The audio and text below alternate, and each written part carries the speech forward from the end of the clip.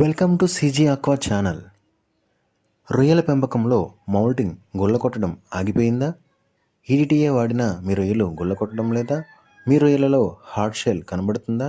ఒకవేళ మీ చెరువులో కనుక ఇటువంటి సమస్యలు మీరు ఎదుర్కొంటున్నట్లయితే మీరు ఈ వీడియోని తప్పక చూడండి.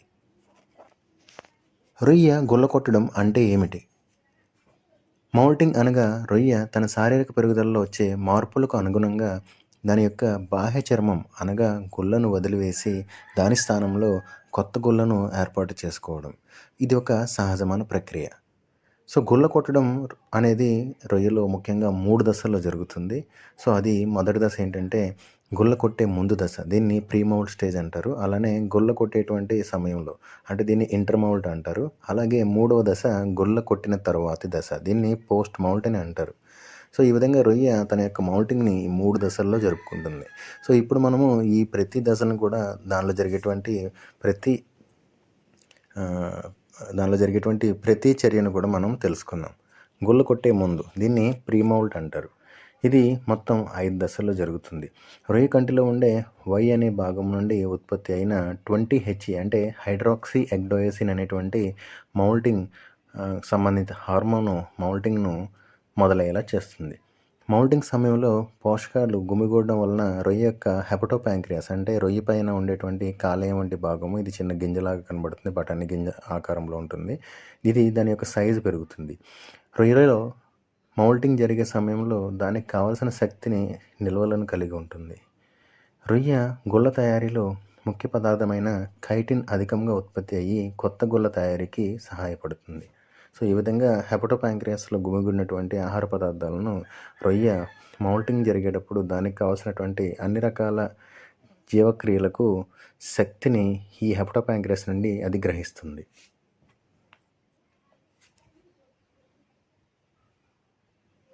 గుళ్ళ కొట్టే సమయం దీన్ని ఇంటర్ మౌల్ట్ అంటారు. ఈ దశలో రొయ్య కొత్త గుళ్ళను తయారు చేసుకుంటుంది.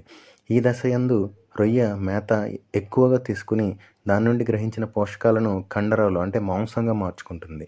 రొయ్య శరీరంలో గుళ్ళ తయారీలో ముఖ్య మూలకమైన కైటిన్ అనేది అధికంగా ఉంటుంది.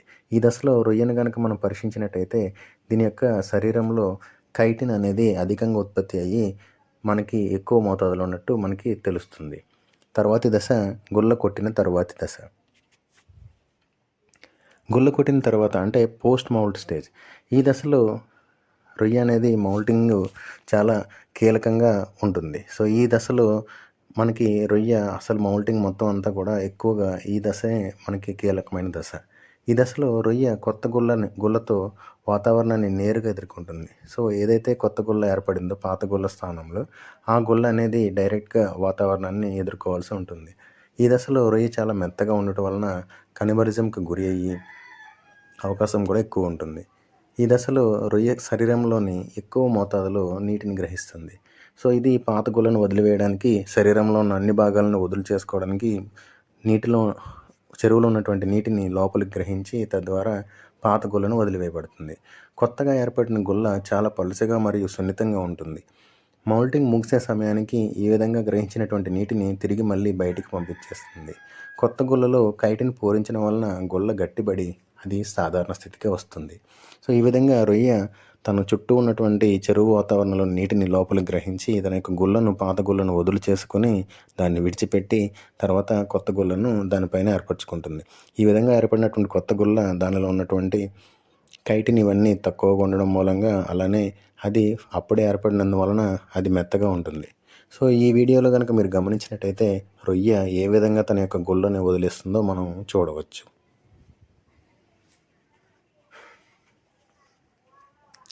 ఈ వీడియోలో మీరు గమనించినట్టయితే రొయ్య తన యొక్క పాత బాహ్య చర్మం అంటే పాత గుళ్ళను విడిచిపెట్టి బయటికి రావడం మనం గమనించవచ్చు. ఈ విధంగా రొయ్య తన యొక్క పాత గుళ్ళను విడిచిపెట్టేటప్పుడు తన పాత గుళ్ళలో ఉన్నటువంటి పోషకాలను 30 నుండి 40% వరకు అది తిరిగి గ్రహిస్తుందని కొన్ని అధ్యయనాల మూలంగా మనకు తెలిసింది.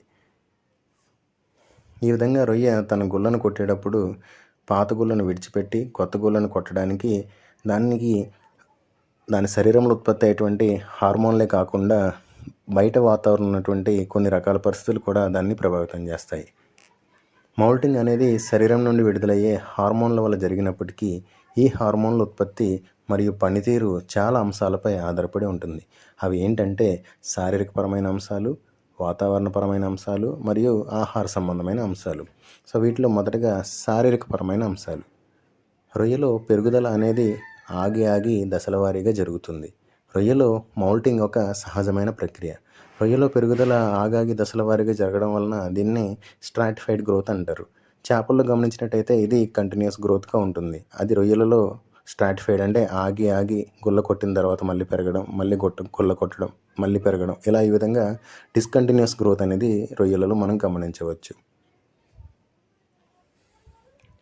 రొయ్యలో మౌల్టింగ్ ఒక సహజమైన ప్రక్రియ. ఇది కృత్రిమంగా జరిగినప్పుడు రొయ్య తీవ్ర ఒత్తిడికి లోనవుతుంది. కృత్రిమ మౌల్టింగ్ జరిగినప్పుడు చెరువులో ఎటువంటి విషవాయువులు లేదా హానికర బ్యాక్టీరియా అనేది ఉండకుండా చూసుకోవాలి. ఒకవేళ మన చెరువులో కనుక ఎటువంటి హానికర బ్యాక్టీరియా లేదా విషవాయువులు అంటే అమ్మోనియా, హైడ్రోజన్ సల్ఫైడ్ వంటి వాయువులు ఉన్న హానికర బ్యాక్టీరియా అంటే విబ్రియో కలరా, విబ్రియో హార్వై, విబ్రియో పారాహిమలైటికస్ వంటి బ్యాక్టీరియాలు ఉన్నప్పటికీ అవి రొయ్య యొక్క మౌల్టింగ్ పైనే కాకుండా మౌల్టింగ్ మూలంగా రొయ్య ఒత్తిడికి గురైనప్పుడు ఆ ఒత్తిడి మూలంగా రొయ్య యొక్క వ్యాధి నిరోధక శక్తి పైన కూడా అవి తీవ్ర ప్రభావం చూపిస్తాయి.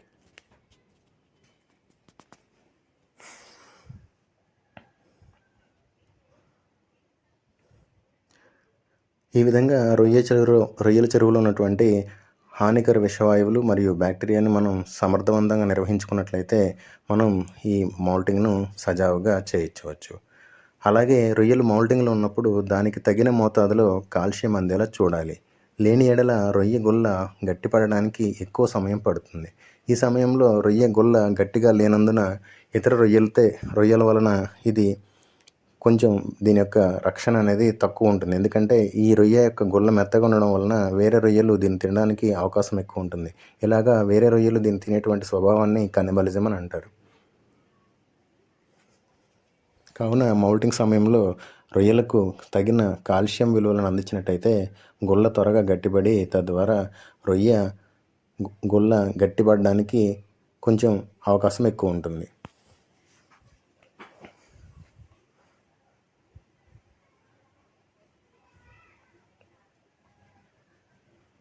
రొయ్య శరీరంలో గుల్ల గట్టిపడడం అనేది దానికి ఉన్నటువంటి అక్కడ వాతావరణంలో ఉన్నటువంటి సెలనిటీ మరియు అక్కడ నీటిలో ఉన్నటువంటి ఖనిజాల లభ్యతపైన కూడా ఆధారపడి ఉంటుంది.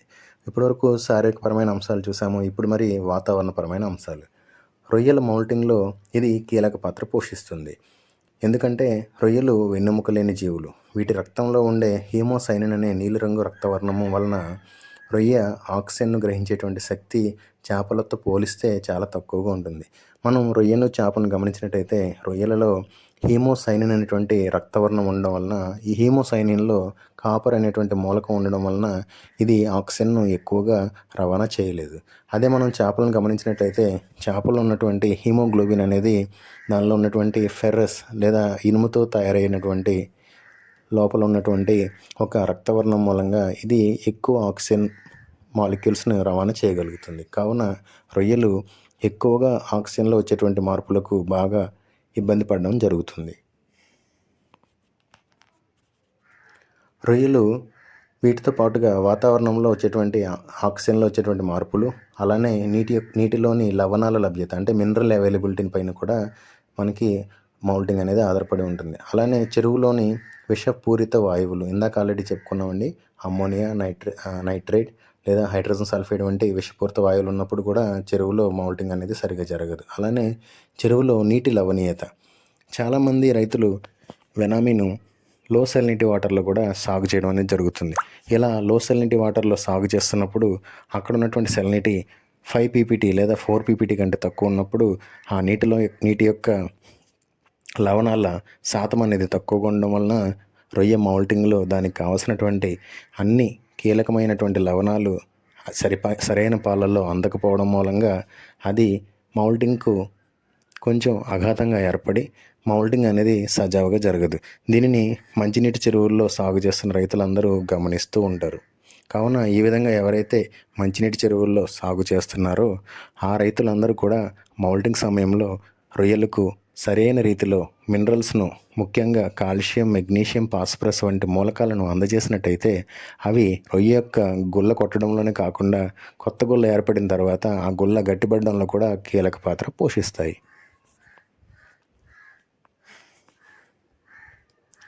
అలానే మనకి చెరువులో నీటి లవణీయత మనం చూసుకున్నట్టయితే మన వెనామీ రొయ్య మనం వేరే ఇతర దేశం నుండి ఎగుమతి చేసుకున్నాం. దీని యొక్క నేటివ్ ప్లేస్ ఏదంటే అది సముద్రంలో బతికేటువంటి రొయ్య. దీనికి ఉన్నటువంటి కొన్ని ప్రత్యేకమైన స్వభావం మూలంగా ఇది మంచినీటిలోను, అలానే బ్రాకిష్ వాటర్ అంటే మంచినీరు లేదా ఉప్పు నీరు కలిసినటువంటి మిశ్రమైన నీటిలోను, అలానే సముద్రపు నీటిలోను కూడా పెరుగుతుంది. కానీ ఇది తన యొక్క నివాసం అయినటువంటి సముద్రపు నీటిలో ఉన్నప్పుడు దీని యొక్క పెరుగుదల అనేది బాగా జరిగి ఇది బాగా పెరుగుతుంది. సో ఇటువంటి సెలైన్ వాటర్లో దీన్ని సాగు చేసినప్పుడు దీనిలో పెరుగుదల మంచినీటి వాతావరణంలో సాగు చేసిన దానికంటే కూడా అధికంగా ఉంటుంది.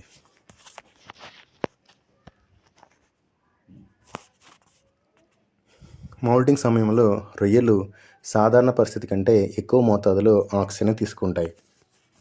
ఎందుకనగా రొయ్య శరీరంలో వచ్చేటువంటి అన్ని రకాల జీవక్రియల్లో మార్పులకు అది ఎక్కువ ఆక్సిజన్ను తీసుకొని ఆ జీవక్రియలన్నింటినీ కూడా అది సజావుగా జరపాలి. రైతులు మౌల్టింగ్ సమయంలో డిజాల్వ్డ్ ఆక్సిజన్ లెవెల్ను అధికంగా ఉండేలా చూసుకోవాలి. ఇది సాధారణ స్థితిలో ఉన్నప్పటి కంటే కూడా కొంచెం ఎక్కువగా కనుక మనం ఆక్సిజన్ ఇందులో అందించగలిగినట్టయితే రొయ్యలో పెరిగినటువంటి ఆక్సిజన్ డిమాండ్ను మనము సమృద్ధిగా నిర్వహించి రొయ్యకు కావాల్సినటువంటి అధిక ఆక్సిజన్ కూడా మనం దానికి అందించడం మూలంగా రొయ్య మౌల్టింగ్ సజావుగా జరగడానికి మనకి అవకాశం ఎక్కువ ఉంటుంది.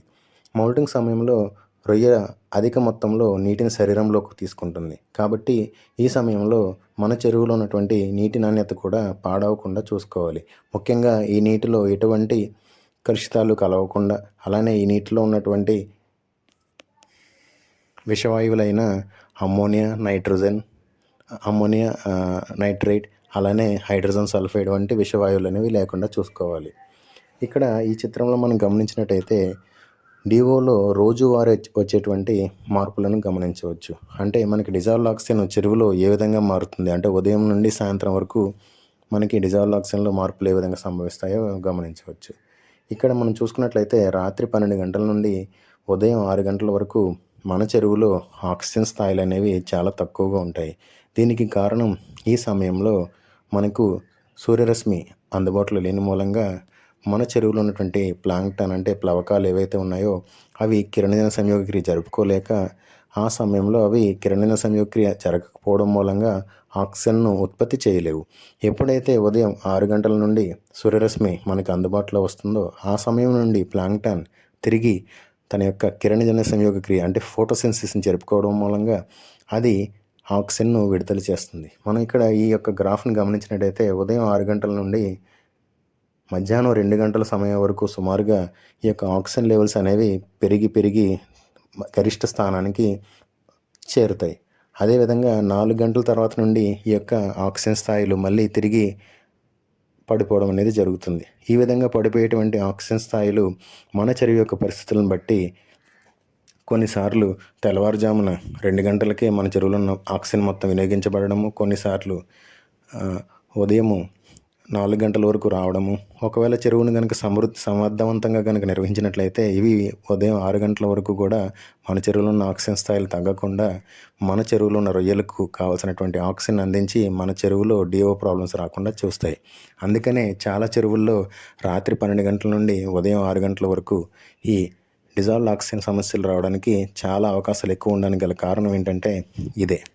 ఆ సమయంలో మన చెరువులో ఉన్నటువంటి ప్లవకాలు ఏవైతే ఉన్నాయో ప్లాంక్టన్ అది సూర్యరశ్మి లేని మూలంగా ఎటువంటి ఫోటోసింథసిస్ జరుపుకోలేని మూలంగా ఆక్సిజన్ అనేది అందుబాటులో ఉండదు.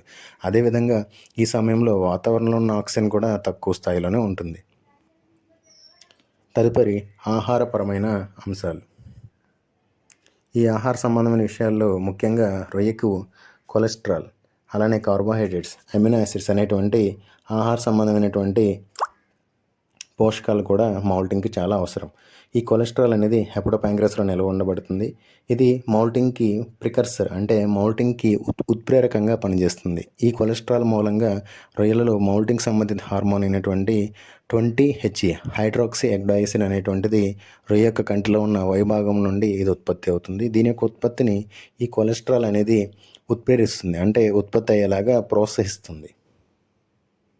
మౌల్టింగ్ సమయంలో వీటి స్థాయి మనకి అధికంగా ఉంటుంది. అలానే కార్బోహైడ్రేట్స్, వీటిని హెపటోపాంక్రియాస్లో రొయ్య నిల్వ ఉంచుకుంటుంది. ఇవి గ్లూకోజ్ రూపంలో విడుదల కాబడి రొయ్య శరీరానికి కావాల్సినటువంటి అంత శక్తిని ఇవి అందజేస్తాయి. అలానే ఎమినో యాసిడ్స్ అనేవి రొయ్యలలో ప్రోటీన్లు ఉన్నటువంటి అంతర్భాగాలు. సో ఈ అంతర్భాగాలు పెప్టైడ్ బాండ్స్తో ఒకదానితో ఒకటి అనుసంధానించబడి ఉంటాయి. వీటిలో ఆర్జినిన్ మరియు లూసిన్ అనేటువంటి 2 అమినో ఆమ్లాలు రొయ్య యొక్క మౌల్టింగ్లో కీలక పాత్ర పోషిస్తాయి. వీటిలో చాలా రకాల అమినో ఆమ్లాలు ఉన్నప్పటికీ కూడా అందులో ఆర్జినిన్ మరియు లూసిన్కు ప్రముఖ పాత్ర మౌల్టింగ్ పరంగా ఉందని మనం చెప్పుకోవచ్చు. కాబట్టి రొయ్యలు మౌల్టింగ్ సమయంలో ఉన్నప్పుడు రైతులు వాడేటువంటి ఫీడ్ సప్లిమెంట్లో ఈ రకమైనటువంటి పోషకాలు ఉన్నట్లయితే అవి ఖచ్చితంగా మౌల్టింగ్ జరగడానికి ఉపయోగపడతాయి.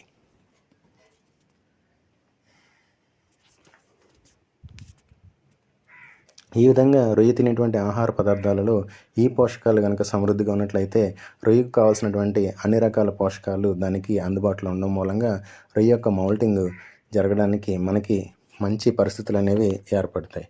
సో ఈ విధంగా మనకి రొయ్యలలో ఇచ్చేటువంటి మేతలలో కొలెస్ట్రాల్ మరియు కార్బోహైడ్రేట్స్ మరియు అమినో ఆమ్లాలు కూడా సమృద్ధిగా ఉన్నట్లయితే మనకు మౌల్టింగ్ అనేది ఎటువంటి ఇబ్బందులు లేకుండా ఆహారపరంగా ఖచ్చితంగా జరుగుతుంది.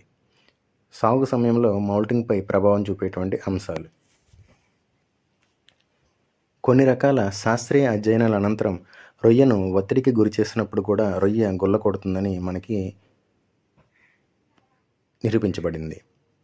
కానీ ఈ సమయంలో రొయ్యలు చనిపోవడానికి లేదా వాటి యొక్క పెరుగుదల పూర్తిగా క్షీణించడానికి కూడా అవకాశం ఎక్కువసార్లు మౌల్టింగ్ అయినంత మాత్రాన రొయ్యల్లో పెరుగుదల వస్తుందనుకోవడము ఒక అపోహ మాత్రమే. చాలామంది రైతులు ఎక్కువసార్లు మౌల్టింగ్ జరిగినంత మాత్రాన మా రొయ్యలు ఎక్కువగా పెరుగుతాయని అపోహపడుతుంటారు. సో ఇది ఖచ్చితంగా అపోహ మాత్రమే. ఇది ఎటువంటి విధంగా కూడా రొయ్యల్లో పెరుగుదల అనేది దాని యొక్క మౌల్టింగ్ ఎక్కువసార్లు జరగడం మూలంగా అనేది ఉండదని మనకి శాస్త్రవేత్తలు నిరూపించడం జరిగింది. అలానే ఒక్కసారిగా నీటిని ఉప్పుదనం తగ్గించడం, అంటే కొన్ని రకాల స్ట్రెస్ మౌల్టింగ్ టెక్నిక్స్ ఉన్నాయండి. అవి ఏంటంటే ఒక్కసారిగా నీటి యొక్క ఉప్పుదనం తగ్గించడం, అంటే ర్యాపిడ్ రిడక్షన్ ఆఫ్ సెలినిటీని చేయడం, చెరువు యొక్క లోతును తగ్గించడం, లేదా చెరువులో ఉన్నటువంటి నీటి యొక్క ఉష్ణోగ్రతను ఒక్కసారిగా పెంచడం మూలంగా కూడా మనం మౌల్టింగ్ని ప్రోత్సహించవచ్చు.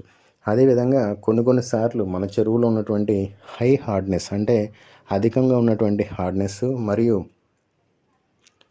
అధికంగా ఉన్నటువంటి ఆల్కలినిటీ, అదే సమయంలో pH విలువలు కూడా అధికంగా ఉన్నప్పుడు ఈ అధికంగా ఉన్నటువంటి pH విలువలలో ఆల్కలినిటీ అనేది బైకార్బోనేట్ ఆల్కలినిటీగా మారడం మూలంగా మన చెరువులో ఉన్నటువంటి అధిక హార్డ్నెస్ మూలంగా అందులో ఉన్నటువంటి కాల్షియం మెగ్నీషియం అయాన్లు ఆల్కలినిటీలో ఉన్నటువంటి బైకార్బోనేట్ అయాన్లతో కలిసి కాల్షియం బైకార్బోనేట్ లేదా సోడియం బైకార్బోనేట్ వంటి సున్నపు వంటి పదార్థాలను ప్రెసిపిటేట్ చేయడం మూలంగా ఇలా తయారైనటువంటి పదార్థాలు నీటిలో నుంచి కింద అడుగు భాగానికి చేరే సమయంలో రొయ్య యొక్క శరీర భాగాలపైన ఇవి పేరుకొని అవి రొయ్యను మౌల్టింగ్ జరగడానికి వీలు లేకుండా రొయ్య శరీరం పై ఉన్నటువంటి గొల్ల గట్టిపడేలాగా చేస్తాయి.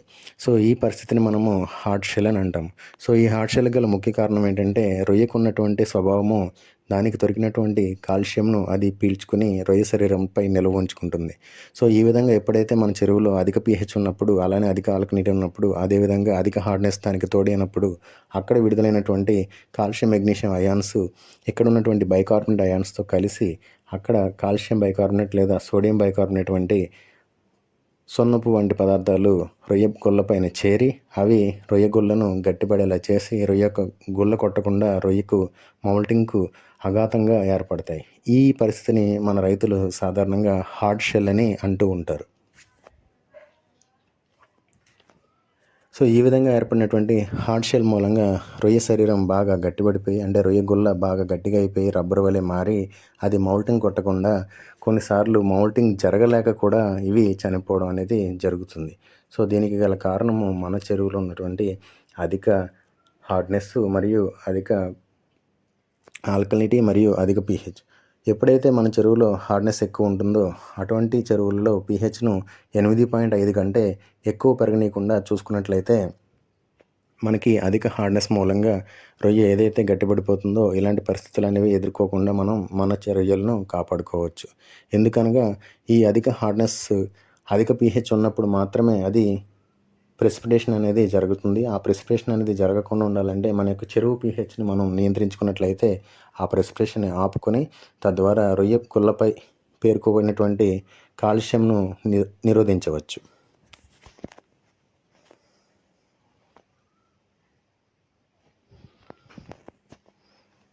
అంతేకాకుండా ఎవరైతే ఫార్మర్స్ ఈ లో సెలైన్ వాటర్స్లోనూ లేదంటే హై సెలైన్ వాటర్స్లోనూ సాగు చేస్తారో ఈ హై సెలైన్ వాటర్స్లో సాగు చేసేటువంటి రైతులు వాళ్ళ యొక్క చెరువు యొక్క pHను ఎప్పుడు కూడా బాగా క్షుణ్ణంగా గమనించుకుంటూ ఉండాలి. ఒకవేళ pH విలువ కనుక 8.5 కంటే ఎక్కువ వెళ్ళిపోయినట్లయితే ఆ pH విలువల్లో ఆల్కలినిటీ లెవెల్స్ కూడా కార్బోనేట్ ఆల్కలినిటీ నుంచి బైకార్బోనేట్ ఆల్కలినిటీకి మారిపోయి ఈ సమయంలో ఖచ్చితంగా రొయ్య వంటిపైన అదే రొయ్య గొల్లపైన ఈ యొక్క సున్నం అనేది మనం గుమిగూడడం అనేది గమనించవచ్చు. మీరు ఒకసారి గట్టిపడిపోయిన అంటే హార్డ్ షెల్ ఉన్నటువంటి రొయ్యను గమనించినట్టయితే దానిపైన పేర్కొన్నటువంటి సున్నమును మీరు ఖచ్చితంగా గమనించవచ్చు. అలానే మౌల్టింగ్పై అమావాస్య మరియు పౌర్ణమి యొక్క ప్రభావం ఉంటుందా?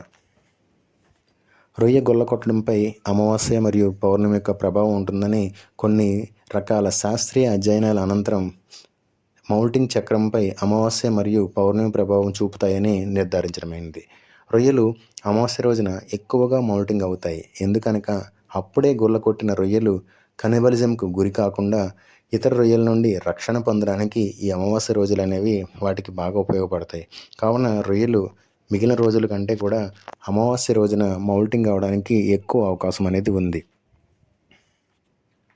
అదొకటి కాకుండా ఈ అమావాస్య పౌర్ణమి రోజున మనకి భూమిపై ఉన్నటువంటి గురుత్వాకర్షణ శక్తిలో వచ్చేటువంటి వ్యత్యాసాలు రొయ్య శరీరంలో ఉన్నటువంటి భాగాలను వదులు చేసుకోవడానికి అలానే రొయ్య శరీరంలోనికి నీటిని తీసుకోవడానికి అలానే తీసుకున్నటువంటి నీటిని బయటికి పంపడానికి ఈ భూమికి ఉన్నటువంటి గురుత్వాకర్షణ శక్తిలో వచ్చేటువంటి వ్యత్యాసాలు అనేవి వీటికి బాగా సహకరిస్తాయని మనకి కొన్ని రకాల శాస్త్రీయ అధ్యయనాల మూలంగా కూడా రుజువైంది. కానీ ఇక్కడ రైతులు ఒకటి గమనించాలి. అమావాస్య రోజున రొయ్యలు మౌల్టింగ్ కొడతాయి అనగా మొత్తం చెరువులో ఉన్న అన్ని రొయ్యలు అదే రోజున మౌల్టింగ్ కొడతాయని మనం చెప్పలేము. ఎందుకనగా మన చెరువులో ఉన్నటువంటి మొత్తం రొయ్యలలో గరిష్టంగా 60 నుండి 65% వరకు రొయ్యలు ఈ అమావాస్య రోజున మౌల్టింగ్ జరగడానికి అవకాశం ఉంది. అదేవిధంగా మౌల్టింగ్ అనేది రొయ్య శరీరంలో ఉన్నటువంటి పెరుగుదలతో సంబంధించింది కాబట్టి ఈ రోజున ఒకవేళ ఆ రొయ్య కనుక మౌల్టింగ్కి వచ్చినట్టు ఉన్నట్టయితే జరగడానికి ఛాన్స్ ఎక్కువ ఉంటుంది. అదేవిధంగా మొత్తం రొయ్యలన్నీ కూడా ఇదే రోజున మౌల్టింగ్ జరుగుతాయని మనం చెప్పలేము కూడా. మౌల్టింగ్పై రైతులలో ఉన్నటువంటి అపోహలు. ఎక్కువ మౌల్టింగ్ జరిగినంత మాత్రాన రొయ్య ఎక్కువగా పెరుగుతుందని రొయ్యలు చాలా అపోహపడుతుంటారు. ఇది నిజం కాదండి. బీకేసీ వంటి రసాయనాలు వాడటం వలన రొయ్య స్ట్రెస్ మౌల్టింగ్ అయ్యి రొయ్య చనిపోయేటువంటి అవకాశం కూడా ఉంటుంది. ఈడిటిఏ వాడడం వలన చెరువులో ఉన్నటువంటి హార్డ్నెస్ విలువలు తగ్గుతాయని చాలామంది రైతులు అనుకుంటూ ఉంటారు. కానీ మనం వాడేటువంటి ఈడిటిఏ నీటిలో ఉన్నటువంటి హార్డ్నెస్ను ఏ విధంగానూ ప్రభావితం చేయదు. ఇది కేవలం రొయ్య గుల్లపై పేరుకుపోయినటువంటి ఈ కాల్షియం మరియు మెగ్నీషియం వంటి మూలకాలను తొలగించి రొయ్య యొక్క గుల్లను వదులుగా చేసి రొయ్య మౌల్టింగ్ జరగడానికి ఇవి సహకరిస్తాయి తప్ప ఇవి నీటిలో ఉన్నటువంటి హార్డ్నెస్ను తగ్గించడంలో ఎటువంటి ఉపయోగము లేదు. అలానే వీటి యొక్క ఉపయోగం మూలంగా నీటిలో ఉన్నటువంటి హార్డ్నెస్ విలువలను మనం ఇవి ఏ రకంగా కూడా ప్రభావితం చేయలేవు. మౌల్టింగ్ జరిగిన తర్వాత కంటే కూడా మౌల్టింగ్కి ముందు రోజున మనం మినరల్స్ను ఉపయోగించినట్టయితే రొయ్యకు కావాల్సినటువంటి అన్ని పోషకాలు అన్ని లవణాలు కూడా నీటిలో కరిగి ఉండడం మూలంగా మౌల్టింగ్ జరిగే సమయంలో రొయ్యకు మినరల్స్ లేదా లవణాల యొక్క కొరత అనేది మనం నిరోధించవచ్చు.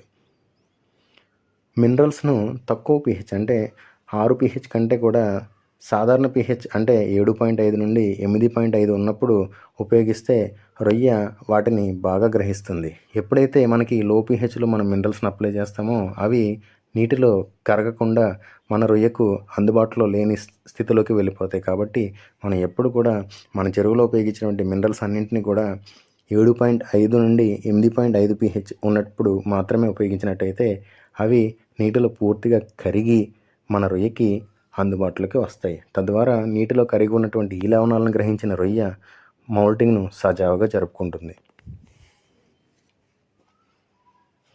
సో ఈ విధంగా రైతులు వాళ్ళ చెరువుల్లో ఉపయోగించినటువంటి ఈడిటిఏను రొయ్య మౌల్టింగ్ జరగడానికి ఉపయోగపడేలాగా ఉపయోగించాలి తప్ప ఇది నీటిలో ఉన్నటువంటి హార్డ్నెస్ను తగ్గిస్తుందని మీరు ఉపయోగించకూడదు. కాబట్టి రైతులు హార్డ్నెస్ను తగ్గించడానికి ఎటువంటి ప్రత్యామ్నాయ ఉపాయాలు లేవని గ్రహించి ఈ మౌల్టింగ్ సమయంలో హార్డ్నెస్ను తగ్గించడానికి వెచ్చించేటువంటి ఈడిటి యొక్క వాడుకను తగ్గించుకొని కేవలం రొయ్య హార్డ్ షెల్లో ఉన్నప్పుడు మాత్రమే ఇది ఉపయోగించినట్టయితే రొయ్యలకు ఖర్చు తగ్గడమే కాకుండా రొయ్య యొక్క ఆరోగ్యం పైన కూడా ఇవి చూపించేటువంటి దుష్పరిణామాలు ఏవైతే ఉన్నాయో దుష్పరిణామాలు వాటన్నింటిని నిరోధించవచ్చు. ఎందుకనగా మనం ఈడిటిఏను ఉపయోగించినప్పుడు ఈడిటిఏ మన చెరువులో ఉన్నటువంటి వృక్ష ప్లవకాలు, జంతు ప్లవకాలు మొత్తం అన్నింటినీ కూడా ఇది కిందకి తీసుకొచ్చేస్తుంది. ఇదొక కోయాగులేషన్ ఏజెంట్. అంటే ఇది ఏం చేస్తుందంటే అక్కడ ఉన్నటువంటి అన్ని పదార్థాలను గుమిగూడ్చేలా చేసి వాటన్నింటినీ చెరువు యొక్క అడుగు భాగానికి చేరేలా చేస్తుంది. రొయ్యల్లో మౌల్టింగ్ను విజయవంతంగా జరపడానికి తీసుకోవాల్సినటువంటి జాగ్రత్తలు చూసారు కదండి. ఇప్పటిదాకా రొయ్యలో మౌల్టింగ్ ఏ విధంగా జరుగుతుంది, అలానే మౌల్టింగ్ ఇంకా బాగా జరగాలంటే మనం తీసుకోవాల్సినటువంటి జాగ్రత్తలు ఏంటో ఒకసారి మనం చర్చిద్దాం. నీటిలో మినరల్స్ లభ్యత బాగా ఉండేలా చూసుకోవాలి. నీటిలోని విషవాయువులైన అమ్మోనియా మరియు H2S వంటివి లేకుండా చూసుకోవాలి. నీటిలో ఉండేటువంటి pH, ఆల్కలినిటీ, నీటి యొక్క హార్డ్నెస్లను మనం ఎప్పటికప్పుడు ల్యాబ్ ద్వారాగా టెస్ట్ చేయించుకుని పరీక్షించుకుని వాటి యొక్క విలువల్లో వచ్చేటువంటి వ్యత్యాసాలను జాగ్రత్తగా పరిశీలించుకుంటూ ఉండాలి. అలానే నీటిలో ఉన్నటువంటి బ్యాటరీ లోడ్ అయినటువంటి విబ్రియో కలర్ లోడ్ కానీ విబ్రియో పారాహెమోలైటికస్ లోడ్ని కూడా ఎప్పటికప్పుడు మనం ల్యాబ్లో చెక్ చేయించుకుంటూ వాటిలో కనుక మనకి విబ్రియో కాలనీ ఉన్నట్టు మనకి నిర్ధారణ అయితే దానికి తగిన విధంగా మనము ప్రోబయోటిక్ని కానీ శానిటైజర్ కానీ ఉపయోగించుకొని ఆ యొక్క లోడ్ను మనం తగ్గించుకుంటూ ఉండాలి. అదేవిధంగా నీటిలో DO తగినంత ఉండేలాగా చూసుకోవాలి. ఈ DO అనేది చాలా ముఖ్యమైనటువంటి వాటర్ క్వాలిటీ పారామీటరు. ఈ DO మూలంగానే మన చెరువు యొక్క పూర్తి ఆరోగ్యం అనేది ఆధారపడి ఉంటుందని రైతులు ఖచ్చితంగా తెలుసుకోవాలి. మన చెరువులో ఉన్నటువంటి DOనే మనకి ఒక సెక్యూరిటీగా పనిచేస్తుంది. ఎందుకంటే ఈ DO మూలంగా రొయ్యలు ఆరోగ్యంగా ఉండడమే కాకుండా మన చెరువులో మనం అధికంగా వేసినటువంటి మేత కానీ లేదా మనం వేసిన మేత తినకపోయినప్పుడు ఆ మేత చెరువు యొక్క అడుగు భాగాన్ని చేరినప్పుడు ఇది ఆక్సిజన్ సహిత విచ్ఛిన్నం చెంది ఇవి నైట్రోజన్ గ్యాస్ కింద బయటకు వెళ్ళిపోతాయి. ఎప్పుడైతే మన చెరువులో ఆక్సిజన్ స్థాయిలు సరైన రీతిలో లేనప్పుడు ఇవి ఆక్సిజన్ రహిత అంటే ఎనర్బిక్ డిగ్రేడేషన్ జరిగి అమ్మోనియా, నైట్రోజన్, నైట్రేట్ అలానే H2S వంటి విషవాయువుల యొక్క విడుదలకు కూడా ఇది కారణమవుతాయి. అదేవిధంగా ఎప్పుడైతే మన చెరువులో ఎనర్బిక్ కండిషన్స్ అంటే ఆక్సిజన్ రహిత పరిస్థితులు ఏర్పడతాయో అప్పుడు మన చెరువులో హానికర బ్యాక్టీరియా పెరగడానికి కూడా అవకాశం ఉంటుంది. కాబట్టి రైతులు DO పైన మంచి అవగాహన కలిగి ఉండి DOను ఎప్పటికప్పుడు బాగా సమర్థవంతంగా నిర్వహించినట్టయితే మన చెరువు యొక్క ఆరోగ్య పరిస్థితులు కూడా మెరుగ్గా ఉంటాయి.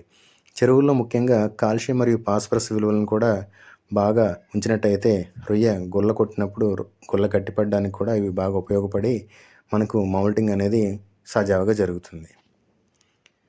రొయ్యలు మరియు చేపల సాగుపై మరిన్ని వీడియోలు తెలుసుకోవడానికి CG Aqua ఛానల్ని సబ్స్క్రైబ్ చేయండి. అలానే మా వీడియోని లైక్ చేయండి.